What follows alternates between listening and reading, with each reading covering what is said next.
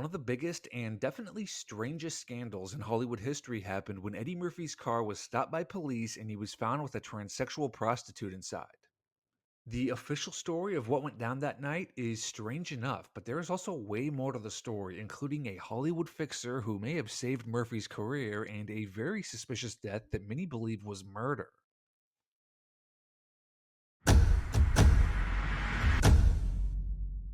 Eddie Murphy was the biggest movie star alive in the 1980s, but his career took a serious nosedive once the 90s arrived. But then he started releasing family comedies like The Nutty Professor and Dr. Dolittle. They were smash hits, and his career was seemingly revitalized as a family friendly movie star. Then May 2nd, 1997 happened. Murphy was out driving at 4:45 a.m. in a West Hollywood neighborhood known for transsexual prostitutes, and a trans prostitute named Addison Ciuli got into his Land Cruiser.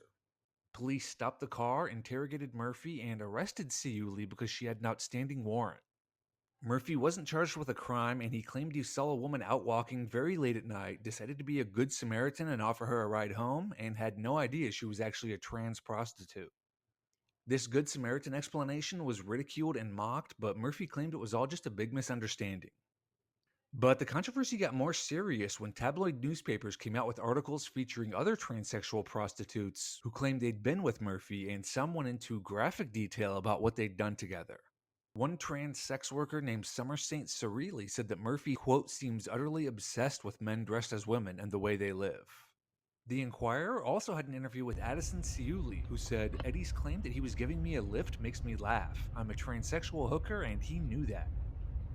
The articles were a complete disaster for Murphy's new family-friendly image, and he filed separate $5 million lawsuits against the tabloids, alleging that the papers had printed false statements from the transsexual prostitutes. But the papers stood by their stories, and they prepared to defend themselves against Murphy's lawsuits. And then, Murphy found an unlikely ally who just might have saved him. He was a mysterious Hollywood fixer who was once one of the biggest gay porn stars in the industry, and he had a plan to save Eddie Murphy's reputation.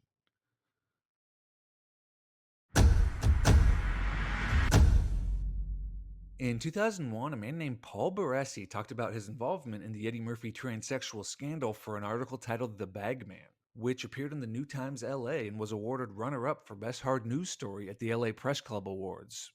And his account of the Eddie Murphy controversy is absolutely wild. So first off, Paul Baresi is a really mysterious Hollywood figure who was a popular gay porn star in the 1980s. He also acted in a few mainstream movies, including Perfect with John Travolta in 1983, and he made headlines when he claimed he'd had sex with Travolta dozens of times, a claim he later took back. After his porn career, Baresi became a sort of shadowy, underground private investigator slash fixer in Hollywood who celebrities hired when they had a problem to take care of. And over the years, he's worked on behalf of stars like Schwarzenegger, Stallone, and Tom Cruise. The details of what exactly he did for these celebrities are a little murky. Baresi claims he would do things that ranged from investigative work to intimidation. These high-powered people came to me to solve some of these problems, Baresi said. The legal way didn't work, so they had to resort to desperate measures that go against what's considered morally correct or politically correct. And that's where I came in. When asked if he ever got violent, Baresi said, "You trying to get me arrested? I'm not going to answer that question. The key is knowing how far you can go without going too far." Baresi claimed that after reading about the Eddie Murphy scandal, he contacted Murphy's lawyer Marty Mad Dog Singer with a plan to save Eddie Murphy. Baresi would find the trans sex workers who'd talked to the tabloids by using his contacts in the porn world, then persuade them to say they were lying about their relationship with Murphy, which would ruin the credibility of the tabloid articles. Baresi said, "My role was pretty much to neutralize the transsexuals." Baresi first tracked down a transsexual ex-dominatrix named Carnal Candy, who was considered a, quote, den mother for transsexual prostitutes. Candy had been heavily quoted in the tabloid stories about Murphy. Her friends had been telling her for years about Murphy's fetish for transsexuals, and she'd heard so many stories that she was writing a book titled In the Closet with Eddie Murphy. Baresi claimed he offered Candy $15,000 to give a sworn statement that the stories she'd told the tabloids about Murphy were lies. And an IRS document she provided confirmed she'd been paid $15,000 by Singer's law firm. She openly confessed that she'd changed her story simply for the money. "We were telling lies because they were giving me $15,000, she said. I never had that much money together at one time. Baresi found two more transsexuals who'd talked to the tabloids. They too were paid to say they'd lied about their relationships with Murphy, even though they both later admitted they'd retracted their stories because they were paid off. I needed the money, one said. When someone gives you $2,500 to say you don't know someone, you just think about the money. Baresi freely admitted that he was paying the prostitutes to change their stories about Murphy. Sure, it was a payoff, he said. Baresi also knew of an Eddie Murphy lookalike whose resemblance to Murphy was so striking that he'd made a living of getting free meals, concert tickets, and hotel stays by impersonating Murphy. At Baresi's urging, many of the transsexuals swore under oath that it was the Murphy imposter they'd been with, not Murphy himself. They paid us to say it was an Eddie Murphy imposter, a trans sex worker named Valerie Gale said. I dated the man 3 different times, and I don't date imposters, honey. First time he came up in a cream-colored Rolls. He came up to our apartment and we got busy. It was definitely Eddie Murphy. But throughout all the payoffs and sworn statements and changing stories, there was one who refused the money. Addison Ciuli, the transsexual who Murphy picked up, had turned into a minor celebrity and was prominently featured in the tabloid articles.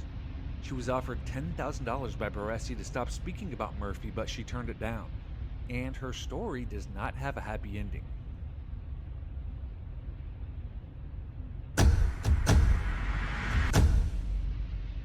Roughly a year after her fling with Eddie Murphy, Ciuli's dead body was found on the pavement outside of her apartment. The official story was that she had worked at a club until 4 a.m. and had locked herself out of her apartment. She tried to access a window to her 5th-story apartment by climbing to the roof and lowering herself to the window, but she fell to the pavement. But many don't buy that explanation at all. Many believe she was murdered. Friends of Ciuli stated that she'd been threatened after her encounter with Murphy, warnings that she, quote, keep her mouth shut.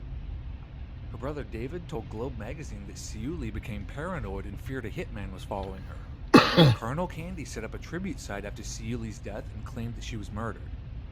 Years later, a filmmaker was making a documentary on Ciuli and talked to a woman who'd been a tenant in her building. The woman told him that she'd heard a scream on the night Ciuli died, then she walked out of her door and saw a man in all black exiting Ciuli's apartment. Still, the official story is that Ciuli fell to her death and no foul play was involved. There were rumors she was writing a tell-all book and preparing to file a $1.2 million lawsuit against Murphy at the time, but this was never confirmed. And the final curious thing happened when Murphy abruptly dropped the lawsuits he'd filed against the tabloids. Nearly every sex worker interviewed for the Murphy stories had given a sworn statement saying they'd lied to the tabloids, which seemingly made winning the $5 million defamation cases a slam dunk. Instead, Murphy dropped the lawsuits, and even more strangely, he agreed to pay the tabloids legal fees, which very rarely happens in legal battles like these.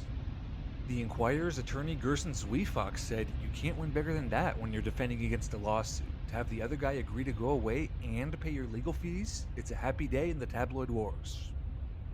It's possible Murphy dropped the lawsuits because he just wanted the controversy to disappear, but it's also been speculated that the tabloids had found other transsexuals who weren't paid off who could have come forward during the trial. At any rate, the scandal mostly went away after Murphy dropped the lawsuits and Ciuli died. Check out your boy Bush, man. Hey, what Cat Williams say? It's time for the truth to come out. It's the era of the truth, man.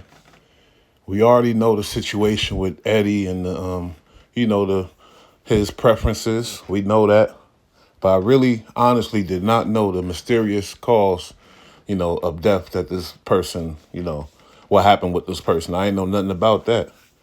They say she was about to write a tell-all book, this and that, and then end up climbing up to the roof and somehow falling off trying to get into her apartment. That sounds crazy as hell, man. What y'all think about this, man? Ain't no statute of limitations on stuff like this. And tell you the truth, people can't be getting away with foul stuff like this. I'm not saying Eddie did it, but it's too much coincidence. It's too much red lights. Y'all know what we say over here, where there's smoke, there's fire. There might be a little spark over there. We got to check this out, man. I know it was a long time ago. People forgot about it. Hey, we don't forget nothing over here. It's your boy Bush, man. What y'all think, man? Hit them comments. Let me know what y'all think about this, because I'm like really tripping. I ain't know nothing about the way she passed away. So let me know what y'all think, man. It's your boy Bush, another one.